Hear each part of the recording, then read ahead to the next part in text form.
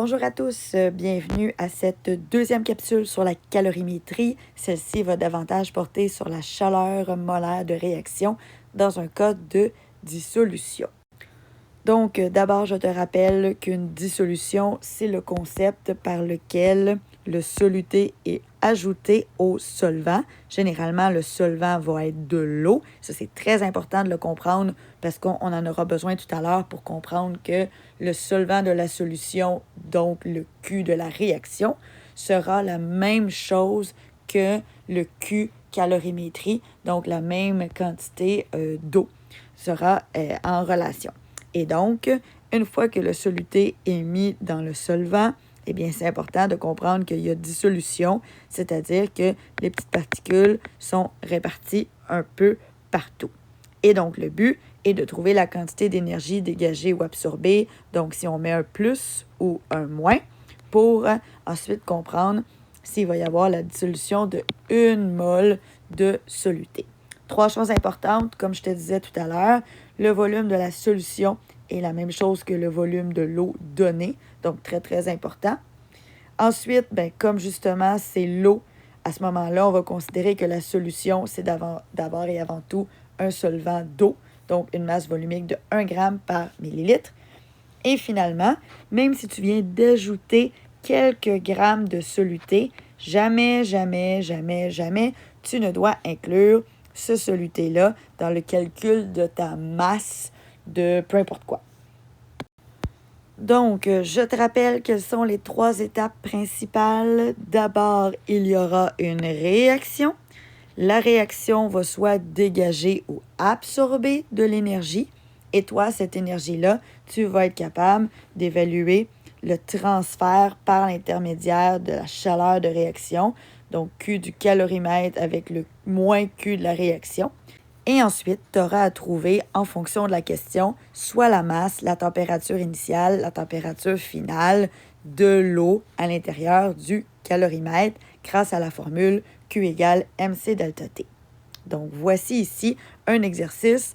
On t'énonce d'abord que c'est la chaleur molaire de dissolution. Il y aura d'autres types éventuellement. Du chlorure de sodium, donc la nomenclature chlorure de sodium, NaCl. Et on te donne déjà l'information cruciale que ça dégage de la chaleur, donc 18,9 kJ par mol. Le problème, c'est que tu n'as pas le nombre de moles qui est associé à cette chaleur molaire, donc il va falloir que tu la trouves. La solution, donc tout ce qui est rempli d'eau dans mon image de gauche, est une solution de NaCl d'une concentration de 360 g par litre. On t'informe donc qu'il y a 1 litre. Donc, la première étape, c'est de comprendre que tu as effectivement 360 grammes. Si tu n'avais pas eu 1 litre, mais 0,5 litres, tu aurais donc eu une quantité différente de grammes. Donc ici, tu as 360 parce que tu as bel et bien 1 litre de solution. Avec la masse molaire du sel, tu fais une proportion pour trouver le nombre total de moles de sel dans ton verre à café, dans ton calorimètre. Ensuite, parce que tu venais de découvrir que tu avais 18,9 kJ pour 1 mol, c'est indiqué ici, toi, tu as 6,16 fois la quantité de base, donc ça te permet de trouver Q de la réaction. Et ça, c'est exactement jusqu'à maintenant comme on le fait avec le chapitre 3. Donc, Q de la réaction, 116,42. Là, ce qu'on veut savoir, c'est la température finale de l'eau. Pas de la réaction, de l'eau. Je sais que la réaction était dans l'eau, donc on va passer du côté échange thermique. Fait que le Q du calorimètre est égal à moins Q de la réaction ou vice-versa. Et donc, ça nous permet de savoir qu'on obtient la même valeur en valeur absolue, mais qu'on doit rajouter un moins devant celle-ci. La question concerne la variation de température. Donc, je retourne voir quelles sont les informations maintenant sur l'eau. L'eau totale, c'est le même 1 litre. La capacité thermique massique, c'est la même que la solution, donc 4,19. Et on isole delta T. Si tu es capable, tu peux isoler directement TF, parce que pas à 1, mais à 2 reprises, on t'indique que l'eau est à 80 degrés Celsius. Si je me permets de faire un deuxième exercice pour valider ta compréhension, ici, encore une fois, on te donne la chaleur molaire de dissolution du sulfate de cuivre et tu constates la présence cette fois-ci d'un signe négatif. Donc, ça veut dire que ça libère ou dégage, si tu préfères, de l'énergie. On te donne une quantité en grammes. Et comme tu le sais, tu ne peux pas faire des comparaisons entre les grammes et le nombre de kilojoules parce que c'est les coefficients stoichiométriques qui sont proportionnels à ton énergie. Ça, c'est du chapitre 3.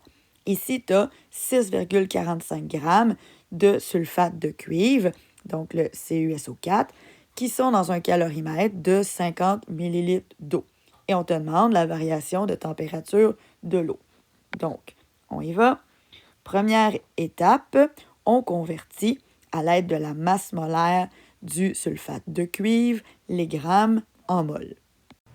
Voilà qui est complété. J'ai donc un nombre de moles et comme mon objectif est de trouver la chaleur molaire de ce nombre de moles-là, je vais donc faire une proportion, sachant que la chaleur molaire de dissolution est de moins 67,7 kJ par mol.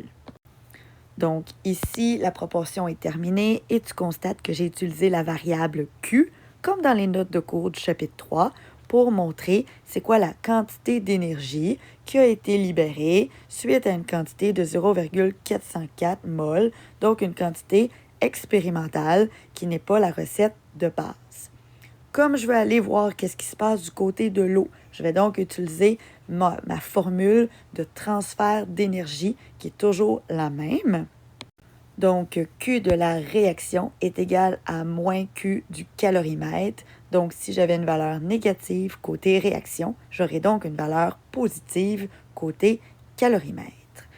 Après ça, je m'en vais rechercher les informations que j'ai pour l'eau du calorimètre. Et donc, la masse de l'eau, je l'ai. J'ai 50 ml que je convertirai en 50 grammes. Voilà qui est fait. Ensuite, j'ai la capacité thermique massique de l'eau, 4,19, qui sera toujours disponible parmi les constantes données à l'examen, donc ça va bien. Et après ça, je n'ai qu'à isoler mon delta T. Donc, voilà qui est fait. J'isole ma variable. Et en même temps, ça m'a permis de constater que, je m'en allais faire un petit oubli. J'allais utiliser la quantité du calorimètre, la quantité d'énergie du calorimètre en kilojoules. Ici, j'ai un transfert d'unité très important parce que ma capacité thermique massique est donnée en joules.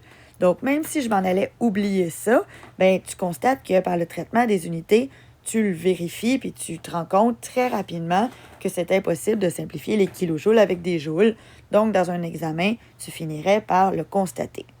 Voici donc la variation de température de l'eau, 13,08. Je t'invite donc à aller compléter les autres exercices sur la chaleur molaire de dissolution parmi tes exercices dans ton cahier. Je te souhaite une excellente fin de journée.